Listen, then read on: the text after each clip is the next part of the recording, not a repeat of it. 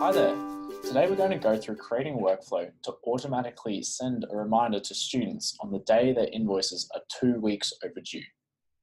I'm going to start off by creating the report the workflow will be based off. We'll be using the invoices warehoused report. I'm going to actually delete the organization string filter and also the invoice date filter. I'm going to set the balance to be greater than 0 and the invoice due date to be between N1 and N2 days ago with values 14 and 14. But feel free to change these values if you want the reminder to go out at a different time. Next, we'll jump into our display fields and add the invoice ID and the invoice to contact ID display fields. Press done and then run the report.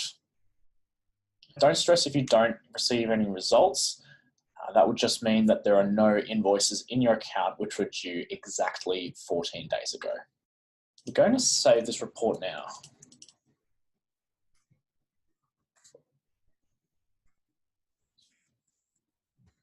Now what's important is to always put the word workflow into the saved report name because it makes it easier to find while setting up the workflow, and also other administrators will know not to change these reports. The workflow will need to be shared internally, so make sure you select this option. Next, we'll go into the workflow system and we're going to create a new schedule. Similar to the saved report, make sure you give it a very simple name, 11 AM daily. This schedule is going to run once per day at 11 AM.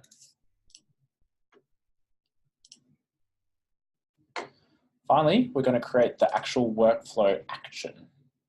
Create a new automated task titled 14-day overdue invoices. Select the send contact template action. And now jumping ahead to the triggers, select the report row event, select the save report, and the schedule we've just set up. Now, moving back up, we want to click this dynamic value button, and we need to make sure that the invoice contact ID has been populated here. We're going to use our overdue invoice reminder template, which I've already set up, and I'm going to change the sender of the email. And you can see I've got a generic system user set up here for this purpose. All right, what's also important to note is this invoice attachment field here. Make sure that it's been populated from the report data. And finally, I'm just going to select my invoice attachment template